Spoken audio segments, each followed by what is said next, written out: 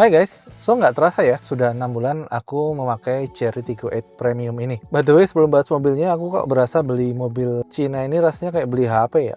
Belum setahun udah ada update yang baru yang bikin ngiri gitu. Baru 6 bulan pakai Chery Tiggo ini, ternyata sekarang udah keluar yang seri hybridnya, yaitu Chery Tiggo CSH, Chery Super Hybrid. Dia sudah menggunakan teknologi PHEV ya, yaitu Plug-in Hybrid Electric Vehicle. Jadi dia punya 3 mode, yang bisa mode elektrik, bisa mode hybrid, dan bisa mode full bensin. Menurutku itu menarik banget sih, apalagi harganya cuma beda 100 jutaan. Tapi ya udahlah, udah kebeli yang ini ya, enjoy aja lah. Kalau mau ngikutin perkembangan teknologi, nggak ada habisnya sih guys. Oke, dulu aku kan sempat review ya, waktu unboxing mobil ini sekitar konten di bulan Januari kalau nggak salah. Nah, setelah melewati berbagai kondisi perjalanan ya, baik setiap hari yang aku pakai ke kantor, dari rumah di Jatiwaringin ke Mega Kuningan, kemudian untuk perjalanan luar kota, aku pernah pakai mudik ke Jogja, pulang pergi, kemudian pernah juga pakai jalan-jalan ke Bandung ataupun ke Bogor gitu ya. So, kali ini aku mau sharing pengalaman pakai Chery Tiggo 8 Premium ini selama 6 bulan ke belakang. Yuk kita bedah satu persatu dalam beberapa kriteria yang menurut aku penting gitu ya. Biar gampang dipahamin, mungkin aku bagi 4 skala kepuasan ya.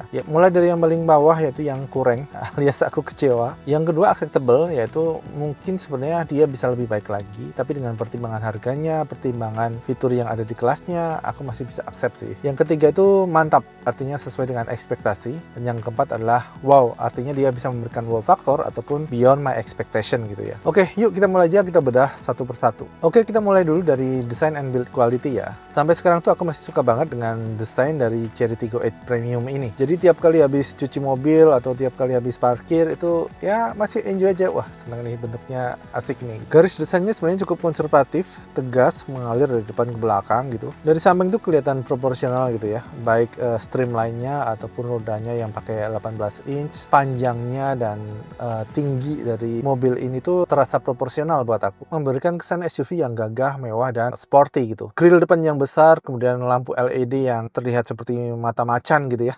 Namanya juga Tiggo ya. Memberikan Chery Tiggo ini sebuah desain yang timeless. Dia campuran antara konvensional SUV, tapi juga ada sentuhan agresifnya, terutama di grillnya yang futuristik, kemudian mata atau LED dari lampu-lampunya yang terkesan agresif gitu ya. Sehingga menurutku desain ini akan lebih long lasting ya, timeless gitu. Nggak cepet bosen ngelihatnya, nggak cepet outdated. Terus lanjut kalau ngomongin build quality-nya, ini menurutku juga mantap ya. Selain eksteriornya yang bodinya tebel gitu ya, kemudian sambungan-sambungannya yang rapi, kemudian juga di mesinnya juga ada covernya gitu ya. Jadi semuanya itu terlihat rapi dan bersih dan mewah gitu. Di dalamnya itu juga nggak kalah bagusnya. Begitu masuk ke dalam itu kita lihat langsung merasakan suasana interior yang premium gitu ya, dengan baik material ataupun desainnya. So far, baik eksterior ataupun interior, menurutku masih in place gitu ya. Ini interiornya nggak ada yang oglek, nggak ada yang kretek-kretek gitu ya. Semuanya masih aman, masih in place gitu. Nggak ada yang goyang-goyang, nggak ada yang kurang kenceng atau sambungannya nggak pas gitu ya. Semuanya itu masih bagus gitu. Dan juga bisa meningkatkan experience ketika kita mau selfie-selfie di mobil.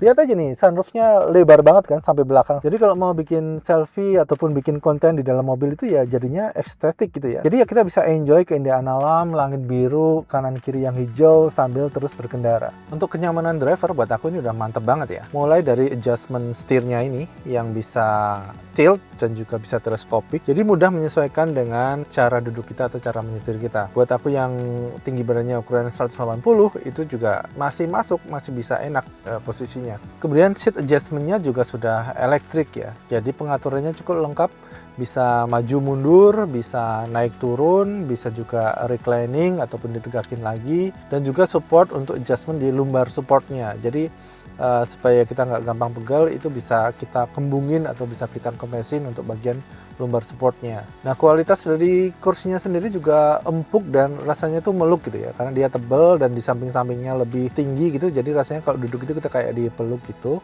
Kemudian ini juga ada adjustment ya untuk headrestnya. Jadi kita bisa lebih santai gini, mungkin kalau lagi istirahat ataupun perjalanan jarak jauh agak pegel, kita bisa senderan sampai lebih santai gini nyetirnya ya. Aku sih enjoy banget dengan ini ya, karena bisa nggak gerak-gerak kepalanya gitu loh. Ruang kokpitnya tuh punya room leg yang cukup luas ya. Kakiku kan panjang, ini juga masih cukup karena kursinya juga bisa dimundurin ke belakang, itu maksimal banget sih, bisa di-adjust sesuai dengan kebutuhan kita. Untuk headroomnya itu masih cukup luas, jadi aku nggak ada keluhan sama sekali sih untuk ketinggian daripada ceilingnya. Paling yang sedikit mengganggu itu adalah konsolnya ini ya. Konsolnya di tengah dan cukup lebar, jadi kaki kita tuh ya terpaksa lurus gitu, nggak bisa ngangkang gini. Kemudian semua tombol-tombol sih reachable ya, jangkauannya tuh masih enak, dan yang aku paling suka adalah masih banyak tombol fisiknya, karena gimana pun juga kita kalau lagi sambil nyetir itu kalau ada tombol fisik itu lebih gampang ya menjangkaunya, kayak lampu, kemudian AC, kemudian entertainment, semua itu masih ada tombol fisiknya. Penempatan tombol di setir juga udah lengkap. Ini ada pengaturan untuk volume media, kemudian bisa terima panggilan ataupun reject panggilan, mute audio, dan juga ada voice command. Nah, voice command-nya ini yang agak mengganggu sih, karena tombolnya agak nonjol di kanan gitu ya. Kadang-kadang gampang kesentuh secara nggak sengaja, jadi ya nongol aja tuh asisten. Padahal kita nggak butuh. Material dari setirnya juga enak, lembut, dan nyaman untuk dipegang, ukurannya juga pas. Jadi overall, pengalaman sebagai driver atau sebagai pengguna ya, di cockpitnya nih aku merasa nyaman. Jadi aku bisa nilai untuk kenyamanan drivernya adalah mantap. Buat penumpang depan juga sama-sama nyamannya ya, karena room leg-nya juga luas, headroom-nya juga masih tinggi, kemudian sama juga punya pengaturan headrest yang bisa ditekuk gini, jadi kalau di perjalanan jauh bisa direbahin dan tidur dengan nyaman. Ya kasihan sopirnya jadi tinggal tidur. Kursinya juga sama, kualitasnya empuk, meluk gitu ya. Kemudian adjustment-nya juga sudah elektrik, dan juga dia dapat ini nih, dapat selfie mirror juga dengan lampu, dengan fan. Ini apa sih namanya? Vanity mirror gitu ya, jadi udah ada lampunya. Entah kenapa kan cewek itu suka banget ya dandan di dalam mobil gitu ya, padahal kan kalau jalannya agak berlubang pasti goyang-goyang kan, ujung-ujungnya kita yang nyetir juga yang kena marah. Untuk kecukupan storage-nya juga cukup. Di samping pintu ada storage yang bisa kita taruh botol minuman, kemudian di konsol tengah juga ada storage box. Kemudian di bawah konsol juga bisa meletakkan handphone gitu ya. Hanya saja belum dilengkapi dengan wireless charging ya. Kenyamanan penumpang di row kedua dan ketiga menurut aku masih terjaga sih. Headroomnya masih luas, kemudian room leg-nya juga masih cukup. Anakku yang gede itu tingginya udah sama dengan aku, 180 cm. So far dia nggak ada keluhan sama sekali, nyaman aja di baris kedua, jadi masih cukup untuk kakinya yang panjang dan juga untuk tinggi badannya yang 180 cm.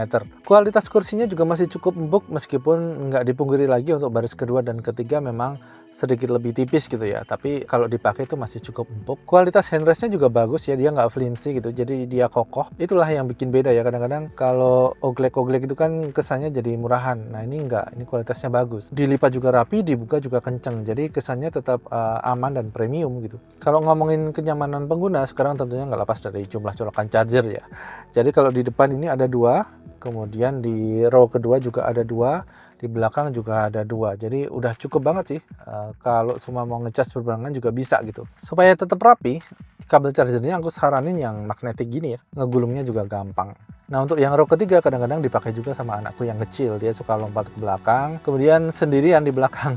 Dia suka seperti itu karena di belakang kan ada blower ya, jadi dia merasa lebih dingin karena pakai AC-nya sendirian instead of di row kedua gitu. So secara overall sebenarnya mobil SUV ini paling nyaman untuk dipakai 5 orang ya, termasuk driver gitu ya. Jadi 2 di depan, 2 di tengah, dan 1 mungkin anak-anak di belakang. Tapi kalau mau dipaksakan sampai 7 seater pun juga masih nyaman-nyaman aja, karena di row belakang juga muat untuk 2 orang dan di row tengah juga bisa untuk 3 orang. Pengalaman kemarin waktu mudik ke Jogja dipakai 6 orang bersama driver ya. 2 di depan, kemudian 3 di tengah, dan 1 di belakang, karena 1 kursinya lagi dilipat untuk storage gitu ya. 6 orang dengan 2 koper dan sekitar 3-4 tas itu masih nyaman-nyaman aja selama perjalanan. Oke, lanjut ke tingkat kedinginan AC ya. Menurutku nih sih kualitas dinginnya AC itu ya acceptable aja sih. Buat ukuranku dia bisa dingin, hanya saja settingannya itu mesti yang dibikin low atau yang paling dingin, anginnya itu di level 4. Sayangnya buat aku di level 4 itu sudah lumayan berisik. Nah, kurang lebih kayak gitu tuh suaranya untuk yang level 4. Nggak tahu bisa di pick up sama mic atau tidak,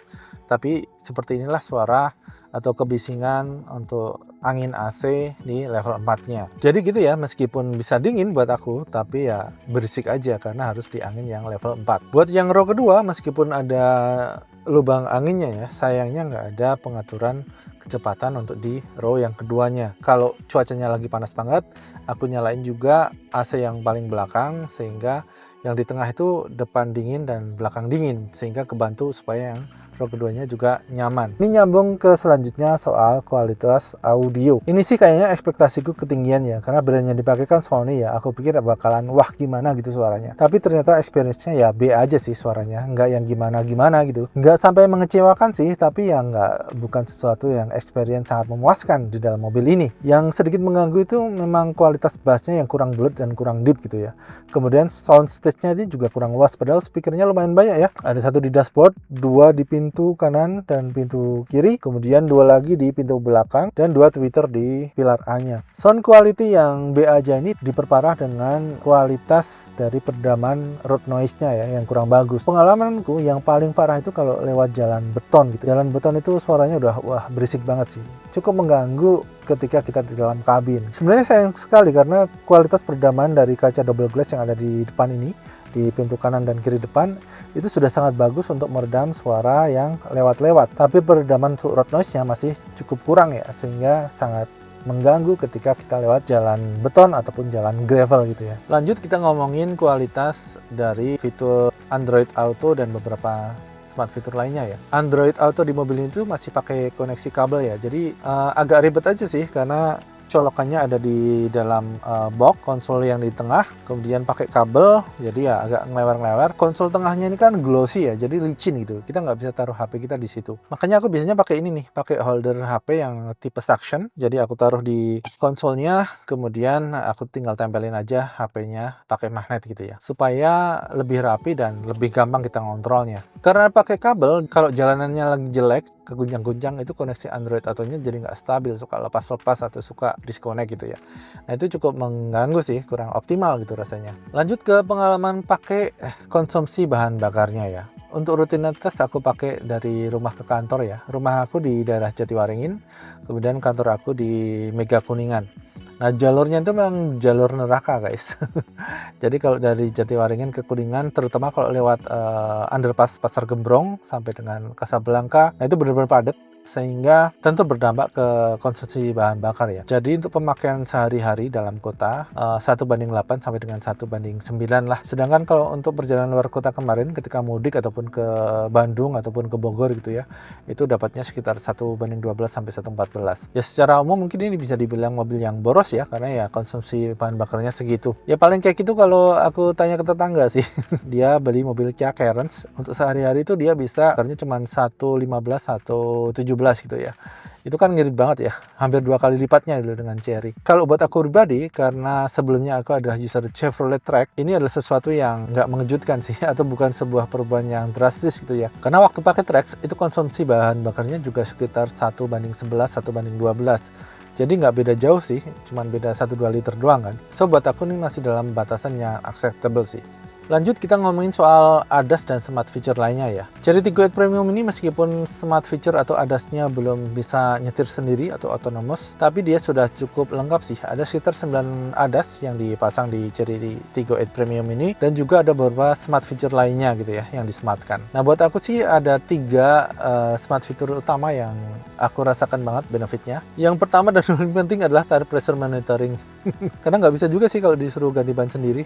Jadi itu penting banget buat aku, tire pressure monitoring system gitu. Kemudian yang kedua tentunya kamera 360 ya. Karena kamera 360 ini selain membantu kita ketika parkir, yang penting juga buat aku ya tadi, ketika ngelewatin Pasar Gembrong tadi tuh bisa mantau seberapa mepetnya dengan kendaraan lain. Karena kan kemacetan di Jakarta tuh ya udah se-ekstrim itu.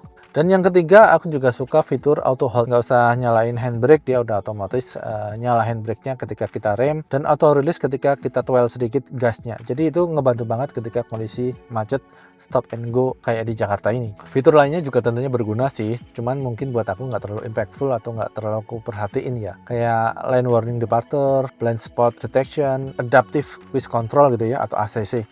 Nah, ACC-nya ini sih aku beberapa kali coba itu ya bagus-bagus aja. Dia cukup smooth ngegasnya ataupun ngeremnya gitu ya, untuk ngikutin mobil yang ada di depan, dan dia cukup smart untuk nggak bingung ketika misalnya ketika tiba-tiba ada yang nyelonong ke tengah itu dia nggak kaget. Sebenarnya ACC ini paling nyaman kalau dipakai di tol yang nggak banyak manuvernya, kayak misalnya di MBZ gitu ya, tol layang MBZ. Itu aku selalu pakai ACC-nya sih, karena ya jalannya sempit, nggak bisa selip-selipan, ya udah ngikutin yang di depan aja. Itu aku selalu pakai ACC.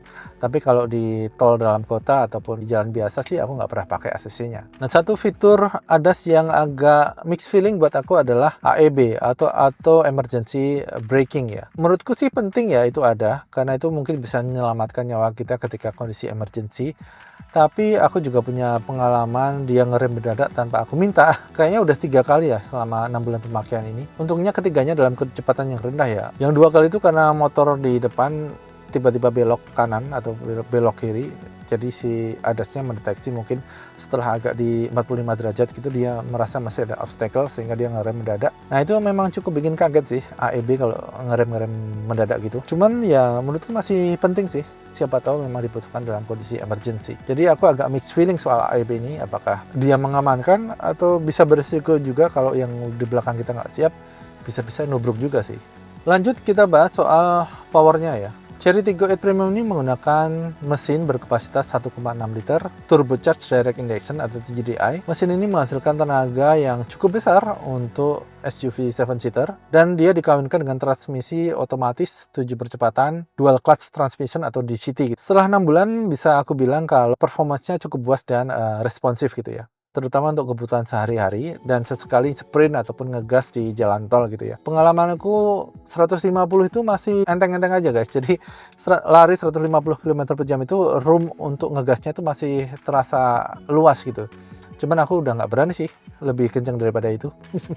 Jadi yang maksimal buat aku 150 udah cukup lah. Udah tua guys, nggak berani ngebut-ngebut. Tenaga dan torsi yang dihasilkan tuh terasa cukup instan. Di bejek itu langsung respons, langsung ngegas gitu. Jadi untuk nyelip kendaraan lain ataupun untuk naik tanjakan itu ya aman-aman aja. Perpindahan transmisinya juga terasa halus, almost nggak ngerasain sih perpindahan giginya. Tapi ada satu catatan kecil ya, karena pakai teknologi DCT, kadang-kadang kalau di tengah kemacetan gitu ya, dari berhenti ke jalan itu ya kayak agak sedikit ada lag antara kita ngegas dengan mobilnya jalan. Itu perlu pembiasaan aja sih guys. Dari yang aku baca-baca memang karakteristik DCT seperti itu. Jadi ada lag antara sejak rem kita lepas dan gas kita injak sampai mobilnya jalan halus gitu. Power untuk ngelibas tanjakan juga sangat mumpuni. Pengalaman kemarin ketika naik ke Lembang ya, karena aku liburan nginep di Bobokabin Sukawana, Bandung. Itu jalannya kan lumayan challenging ya. Jadi dia cukup naik, cukup tinggi, Lembang kan cukup tinggi gitu ya. Kemudian jalan menuju ke sana itu juga bukan jalan yang lebar ya, tapi sempit dan kadang-kadang suka macet. Jadi kalau tanjakan itu kita nggak pernah punya kesempatan untuk nge-build momentum. Sangat mengandalkan raw power dari mesinnya. Nah, so far kemarin pengalaman naik ke Lembang nggak ada kendala sama sekali sih. Mantap-mantap aja.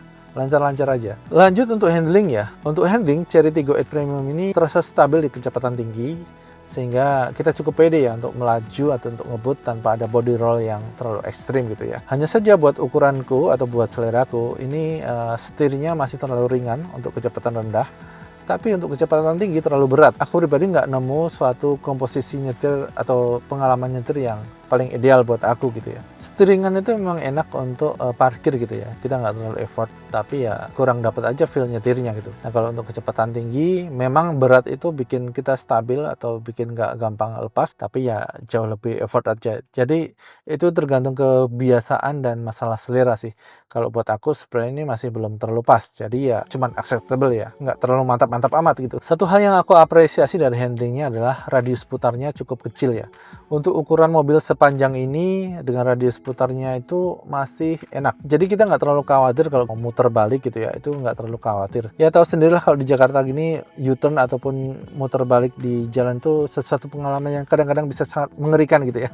Karena kita bisa menyebabkan kemacetan dan bisa diklakson dari belakang orang-orang yang sudah nggak sabaran. So buat aku ini suatu poin yang sangat penting sih, bahwa radius putarnya itu cukup kecil sehingga cukup lincah untuk di U-turn ataupun putar balik. Lanjut ke masalah suspensi suspensinya ya. Ini suspensinya mantap sih bro. Chery itu berhasil meracik suspensi yang buat aku pas banget ya. Jadi dia itu firmnya dapet, empuknya juga dapet. Melewati jalanan yang bergelombang atau nggak rata itu terasa masih nyaman sih. Jadi so far keluargaku sih nggak ada yang komplain dengan suspensinya ya. Semua merasa enak-enak aja, nyaman-nyaman aja. Pengalaman kemarin lewat jalan tol layang MBZ yang menuju ke Bandung itu juga kerasa banget kita masih bisa melaju dengan kecepatan tinggi dan nggak bumpy atau nggak terguncang-guncang secara ekstrim gitu ya. Apalagi ketika perjalanan menuju ke Bobogabin Sukawana. Jadi itu kan di tengah perkebunan teh gitu ya guys. Dia itu belum pakai aspal, memang sudah diperkeras pakai gravel atau batu gitu ya. Tapi banyak juga jalanan yang berlubang. Jadi bisa dibilang hampir semi off-road gitu sih. Tapi memang view-nya bagus banget guys. Worth it kalau kalian mau datang ke sana. Selain guncangannya bisa diredam karena ground clearance-nya juga cukup tinggi ya, sekitar 20 cm. Kemudian individual suspensionnya itu benar-benar bekerja untuk meredam goncangan ataupun lubang-lubang yang cukup besar itu. Sekarang kalau ngomongin after sales-nya, sebenarnya on paper sih kalau sesuai dengan buku garansi dan perawatan ini sangat menarik ya, atau sangat mantap lah ya. Jadi garansi sesuai dengan di buku perawatan ini, kalau untuk suku cadang mesin itu ditanggung sampai dengan 10 tahun atau 120 bulan atau 1 juta kilometer, mana yang lebih dulu tercapai gitu ya. Kemudian ada juga spare part yang ditanggung tapi cuma sampai dengan 36 bulan. Full injector, brake caliper, fuel pump, motor starter, dan beberapa spare part lainnya. Kemudian ada juga yang cuma ditanggung 2 tahun atau 60.000 km, yaitu exhaust silencer box, 3-way catalytic converter hanya untuk yang cacat pabrik. Kemudian ada juga suku cadang yang cuma ditanggung 12 bulan, yaitu seperti brake disc ataupun baterai atau aki gitu ya. Tapi yang bikin aku agak ragu-ragu icuk adalah karena servisnya itu setiap 1 tahun sekali. Jadi servis pertama itu di 1000 km itu cuma servis basa-basi sih. Cuman ngecek aja apakah semuanya bisa berfungsi dengan baik. Jadi kalau di buku garansi ini sebenarnya perawatan berkalanya itu 12 bulan alias 15.000 km. Itu kan lama banget ya. Masa nggak ganti oli sampai 1 tahun, itu kan kepikiran juga ya. Tapi kalau ngobrol sama bengkelnya, disarankan kalau pemakaian berat itu dilakukan pemeriksaan berkala secara 6 bulan. Tapi itu nggak gratis, karena yang gratis yang 1 tahun sekali tadi. Bahkan di buku ini pun dituliskan nih, apabila kendaraan dipergunakan pada medan operasi yang berat, pemeriksaan harus dilaksanakan lebih sering dari jadwal standar, yaitu setiap 5.000 km atau 6 bulan. Servis gratisnya itu juga ada ininya ya, notes-nya, bahwa kalau pemakaian kita berat, ya kita mesti servis sendiri, ada biaya sendiri. Sedangkan untuk ketersediaan suku cadang sih aku belum pernah mengalami ya, belum pernah ada penggantian, belum pernah ada kerusakan gitu ya. Jadi kalau untuk kemudahan mendapatkan suku cadang aku belum bisa sharing. Jadi kurang lebih gitu ya pendapatku soal after sales-nya. Terlihat sangat menarik, tapi in reality ya ternyata ada hal yang mesti kita biayai sendiri. Nah kalau aku pribadi sih, daripada ditulis gratis biaya jasa dan suku cadang selama 4 tahun, mending dipendekin jadi 2 atau 3 tahun tapi semua servisnya tercover ya. Oke, selain beberapa hal tadi, aku juga mau cerita beberapa keanehan yang aku alami ya selama pakai Chery Tiggo 8 Premium ini selama 6 bulan ya. Yang pertama tadi aku udah sempat singgung sih, beberapa kali AEB-nya atau emergency brake-nya itu tiba-tiba ngerem sendiri ya. Itu sekitar 3 kali aku alamin. Kemudian yang kedua adalah auto lock-nya itu kadang-kadang nggak jalan gitu. Jadi pas mestinya kan ketika kita tinggalin mobil ini, kuncinya kita bawa gitu ya, itu otomatis dia akan terkunci. Tapi di beberapa kesempatan tuh kadang-kadang dia nggak mengunci sendiri gitu ya. Jadi itu lumayan annoying sih, karena kita jadi nggak confidence apakah mobil kita udah terkunci atau belum ketika kita ninggalin mobil. Dan kalau yang ketiga minor sih, kadang-kadang sensor wipernya itu nyala, jadi kedip-kedip gitu minta diisi, padahal sebenarnya masih ada isinya gitu. Nah so far sih cuma 3 hal itu ya yang kadang-kadang hal-hal aneh yang aku alamin. Oke, itu tadi ya hasil pembahasanku soal pengalamanku memakai Chery Tiggo 8 Premium selama 6 bulan ke belakang. Secara overall aku cukup puas ya. Dan kalian kalau lihat hasil scoringnya tadi juga kebanyakan ada di mantap ataupun acceptable ya. Nggak ada satupun yang ada di kurang, dan bahkan ada yang di wow experience gitu ya, masalah power dari mesinnya. Dan semoga, aku berharap aja sih supaya Chery bisa survive di Indonesia ya. Jangan ngilang, jangan kayak brand-brand yang lain kayak Chevrolet sudah gulung tikar. Semoga yang ini bisa bertahan cukup lama, karena menurutku ini bagus sih buat konsumen Indonesia, karena bisa membantu persaingan harga ya. Yang namanya kompetisi itu kan selalu akan memberikan kualitas yang lebih baik buat customer gitu ya.